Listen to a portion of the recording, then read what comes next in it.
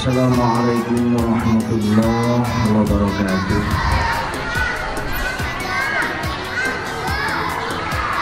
Bismillahirrahmanirrahim. Alhamdulillah. Wassalatu wassalamu ala rasulillah. La hawla wa la quwwata illa billah, amma ba'du. Yang saya hormati Bapak Ibu wali siswa TK Hidayatullah yang berbahagia, terima kasih atas kedatangan semuanya. Saya hormati Kepala UPTD di Kecamatan Banyumanik, yang saya hormati Kepala Sekolah, yang saya hormati juga Kepala Departemen Keagamaan, Quran dan Humas di Hidayatullah. Bapak Ibu yang dirahmati Allah dan anak-anakku sekalian yang kami cintai, alhamdulillah pada kesempatan pagi hari ini kita diperkenankan untuk menyaksikan anak-anak kita ya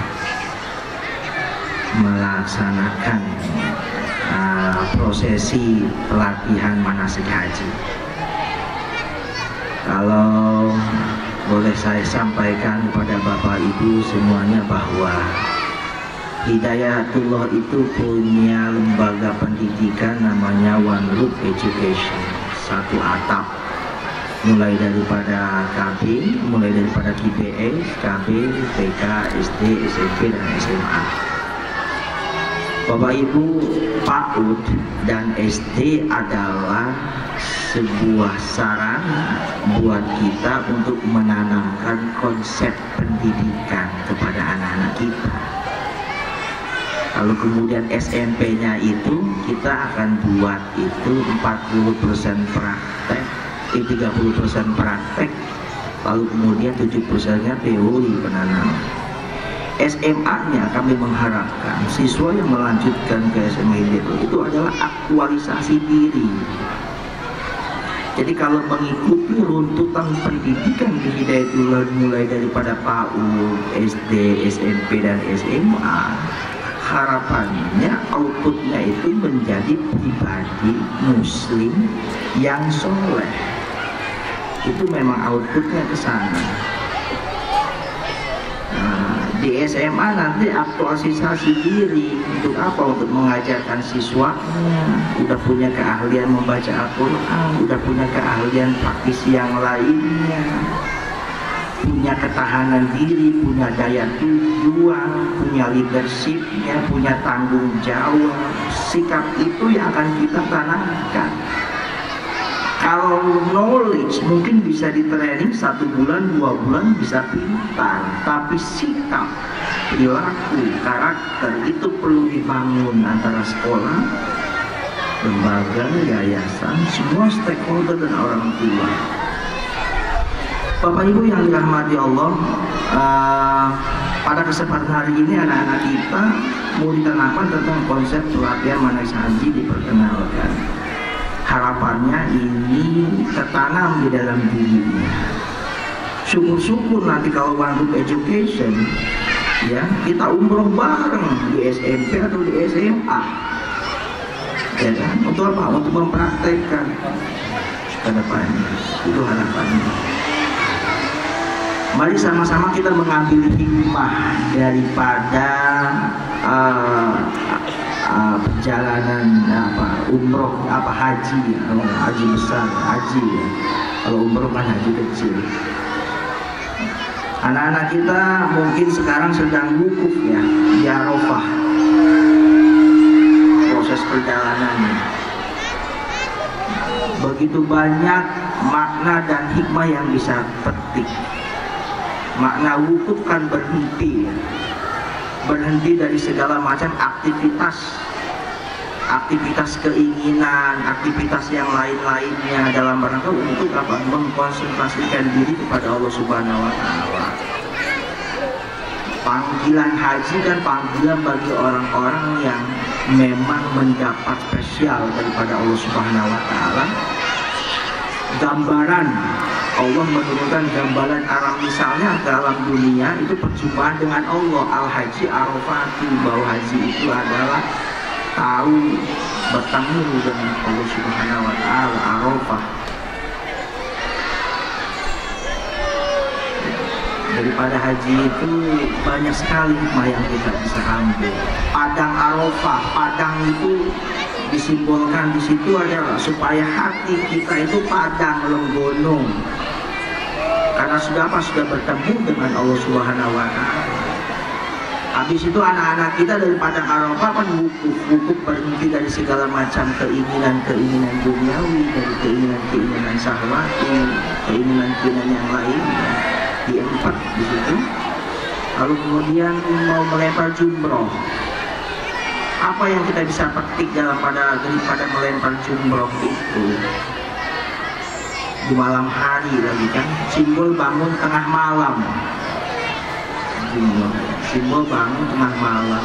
Jumroh melempar. Apa yang dilempar? Kenapa harus dilempar? Guru ngaji saya mengajarkan kenapa harus dilempar. Ya kan? Melempar artinya apa? Melemparkan sesuatu sifat keburukan yang ada di dalam diri kita, pengaruh-pengaruh dari luar. Oleh batu kecil, kenapa kecil dan kerikil? Ternyata kita itu banyak terproses kepada hal-hal yang kecil di dalam diri kita. Apa tentang akunya diri, egonya dan sebagainya, banyak yang terpeleset. Lalu kemudian masuk ke dalam sumur. Kenapa mesti harus sumur? Sumur itu adalah sumber air, lambang ilmu.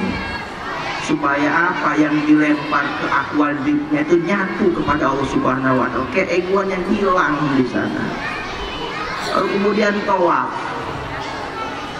Tawaf dari pojok 1, pojok 2, pojok 3, pojok 4 adalah simbolisasi.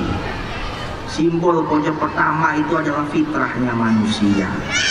Simbol pojok kedua itu adalah tentang yang pertama asal muasalnya kita. Yang kedua simbol tentang waktu di alam kandungan bapak ibu kita. Kemudian simbol yang ketiga adalah lambang dunia kita dilahirkan. Simbol yang keempat itu adalah akhirat kita mati bertemu dengan dunia lain. Tawaf, kalau kemudian mengelilingi tawaf 7 kali semuanya. Habis itu kita ada sa'i. Tawaf, kemudian habis tawaf sa'i lambang apa? Perjalanan, kerja keras, ikhtiar. Kalau dari sejarahnya bagaimana Nabi Siti Hajar berusaha untuk mencari sumber air, lalu kemudian air itu muncul dari kakinya Ismail dengan apa? Dengan kakinya beliau, karena ada batu digeser muncrat di situ. Batu itu simbol hati. Kemudian muncratnya air itu simbolnya ilmu di dalam diri kita itu sendiri sebetulnya. Banyak hikmah yang kita bisa ambil. Kemudian lewat bukit Sofa dan Marwah. Bukit itu dalam hadis kursinya itu disebut dengan hasanah. Fi dunya hasanah wa fil akhirati hasanah. Itu ya doa ya. Bukit 2 Sofa Marwah, puncak yang teratas, kebahagiaan dunia, kemudian kebahagiaan akhirat. Kemudian tahalul, apa yang kenapa harus dipotong rambutnya? Rambut itu lambang mahkota yang harus dipotong, ditumpukan. Keegoan, keakuan, semuanya, aku diri, kepunyaan, kepemilikan itu ditumpukan, dibalikan kepada Allah Subhanahu wa Ta'ala. Inna lillahi wa inna ilaihi raji'un. Bapak Ibu, begitu besar konsep besar ini kalau tidak ditanamkan daripada anak-anak kita TK, SD, SMP, SMA dan terus, maka nampaknya kita akan kesusahan untuk membentuk anak-anak kita menjadi anak yang soleh. Bapak Ibu, Nabi Ibrahim adalah sebagai simbol bapak yang soleh. Siti Hajar adalah ibu yang soleh. Kemudian Ismail itu adalah anak yang soleh.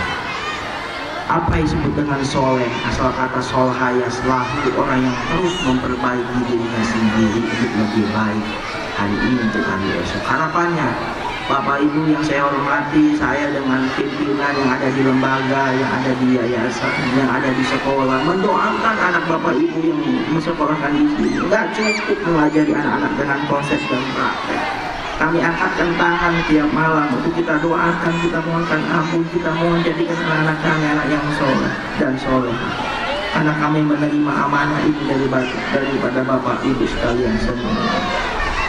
Bapak Ibu yang saya hormati, terima kasih atas kepercayaan yang telah diberikan kepada kami. Kami mohon saran, kami mohon masukan dalam rangka untuk memperbaiki manajemen, memperbaiki pendidikan yang ada di sekolah ini. Kami welcome, bisa dengan tatap muka, bisa dengan SMS, bisa dengan email, lewat dengan kepala sekolah, atau mungkin dengan forum-forum yang bisa untuk memajukan sekolah ini lebih maju lagi ke depan.